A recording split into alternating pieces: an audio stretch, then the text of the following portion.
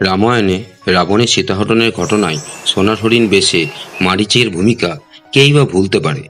মহাকাব্য রামায়ণে রাম রাবণের যুদ্ধের অন্যতম প্রধান কারণ যদি রাবণের সীতাহরণ হয়ে থাকে, সেক্ষেত্রে মায়াবী মারীচের সোনার হরিণ রূপ ধারণ, কিন্তু রাবণের সীতাহরণ ও শ্রীরামের যুদ্ধে অবতরণ এই সব কিছুরই মূল কেন্দ্রবিন্দু। অর্থাৎ রামের জীবনের প্রায় প্রথম দিক থেকে বনবাস জীবনের মোড় ঘুরিয়ে দেওয়া পর্ব সীতাহরণ পর্যন্ত একটি নামে বিচরণ করে, মারীচ। কিন্তু রাক্ষস মারীচ কেন শ্রীরামের সাথে এই রকম ব্যবহার করেছিলেন? শুধুমাত্র রাক্ষসরাজ রাবণের আদেশ রক্ষা করতে, না আরও কোনো গুরুতর এর পেছনে কারণ ছিল? আজকের ভিডিওতে সেই কারণ অনুসন্ধান করা যাক। শ্রীরাম জীবনের প্রথম যুদ্ধ করেছিলেন যার বিরুদ্ধে, তার নাম রামায়ণের পাঠক মাত্রই জানেন, তারকা রাক্ষসী। বিশ্বামিত্র মুনি এই তারকা রাক্ষসীর কবল থেকে তার তপবনকে রক্ষা করার জন্যই রাম ও লক্ষ্মণকে সঙ্গে করে নিয়ে আসেন। তারকার দুই পুত্র সুবাহু ও মারীচ। আপনি জানলে অবাক হবেন, তারকা বা তার দুই পুত্র জন্ম থেকেই রাক্ষসী ছিলেন না। তিনি ছিলেন সুকেতী নামক এক সদাচারী যক্ষের একমাত্র কন্যা। ব্রহ্মার আশীর্বাদে তারকার জন্ম হয়েছিল, তাই তার মধ্যে ছিল সহস্র হাতির বল। তারকার বিবাহ হয় সুন্দর নামক এক যক্ষের সাথে, যার অগস্ত্যমুনির অভিশাপে মৃত্যু হয়। সেই শোকে তারকা তার দুই পুত্র মারীচ ও সুবাহুকে নিয়ে আক্রমণ করলেন অগস্ত্যমুনির আশ্রম।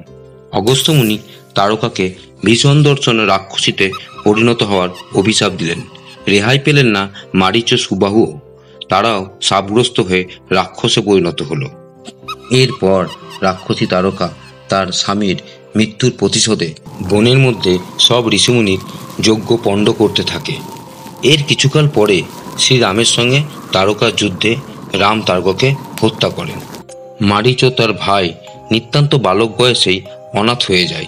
চোখের সামনে দেখেন মায়ের নৃশংস মৃত্যু। এই নিতান্ত কথা ভাবার সময় আমাদের মতন রামায়ণের শ্রোতারও ছিল না, এমনকি আদিকবি বাল্মীকিরও ছিল না। কারণ মহাকাব্যের বিরাট অরণ্যে মারীচের মতন সামান্য ঘটনা হারিয়ে যায়, রামায়ণের নতুন ঘটনার ঘন ঘটায়। এরপর আবার পূর্ণবয়স্কে রাক্ষস মারীচ ও সুবাহু আরও দুর্ধর্ষ হয়ে ওঠে। পিতা ও মাতার মৃত্যুর প্রতিশোধ নেওয়ার সংকল্পে বনের মধ্যে মুনিদের যজ্ঞ পণ্ড করে মুনিদের হত্যা করে। সেখানে ঘটনাচক্রে আবার রাম আর প্রতিশোধকামী মারীচ যুদ্ধেও অবতীর্ণ হন।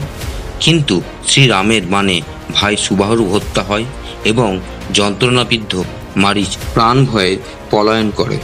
মারীচের কাহিনী এখানেই শেষ হয়ে যেত যদি না লঙ্কেশ্বর রাবণ সীতাহরণ করার জন্য মারীচের ছদ্মবেশ ধারণের অসাধারণ ক্ষমতাকে কাজে লাগাতে তার কাছে আসতেন। কিন্তু রাবণ যখন তার কাছে গেলেন, তখন মারীচের সম্পূর্ণ অন্য রূপ। প্রথমে সে রাবণের প্রস্তাব ফিরিয়ে দিতে চাইলেন এবং প্রভু রামের বীরত্ব সম্পর্কে সচেতন করে দেন রাবণকে। কিন্তু উগ্রতাজায় রাবণ রীতিমতো আদেশ দিলেন তাকে, না হলে নিশ্চিত মৃত্যু। ঠিক এই সময় অদ্ভুত টানাপোড়েনে হয়তো ভুগছিলেন মারীচ। সে জানে শ্রীরাম সাধু পুরুষ, বীর। সেই রামের বিরুদ্ধে এই কাজ করলে মারীচের মৃত্যু নিশ্চিত, আবার না করলে রাক্ষসরাজ রাবণের হাতেও মৃত্যু নিশ্চিত। শেষ অবধি মারীচ রামের বিরুদ্ধে গিয়েছিলেন। আসলে মারীচের তৎকালীন মনোভাব ছিল আত্মঘাতী। ছোটবেলা থেকেই প্রতিকূল পরিস্থিতির সঙ্গে মারীচের বাস। পিতার অজ্ঞাত কারণে মৃত্যু, চোখের সামনে মাতার মৃত্যু কি কোনো সন্তানকে স্বাভাবিক রাখতে পারে? সে তো প্রতিশোধকামী তথা রাক্ষস মনোভাবাপন্ন হবেই। তবে একটা কথা বিচার্য, রামের এত প্রশংসা করেও সেই রামের জীবনে এত বড় সর্বনাশ মারীচ ডেকে এনেছিল কেন? মৃত্যু তো রাবণের হাতেও হতে পারত। এইখানেই হয়তো সেই আত্মঘাতী মানসিকতা। হয়তো জীবন মরণের এই সন্ধিক্ষণে এসে রাক্ষস মারীচের মনে হয়েছিল মা তারকার কথা, শেষবারের মতো নিজেকে শেষ করেও প্রতিশোধ নেওয়ার কথা। যতই তারকা সমাজের চোখে বিকট দর্শনা রাক্ষসী হোক না কেন, মারীচের কাছে তো সে মা।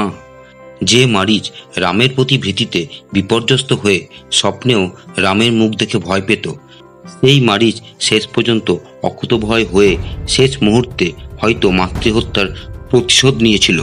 তারপরের ঘটনাগুলি তো সর্বজন বিদিত। সবশেষে এই প্রতিশোধেই মারিচ বিজয়ী, রামও নয় রাবণও নয়।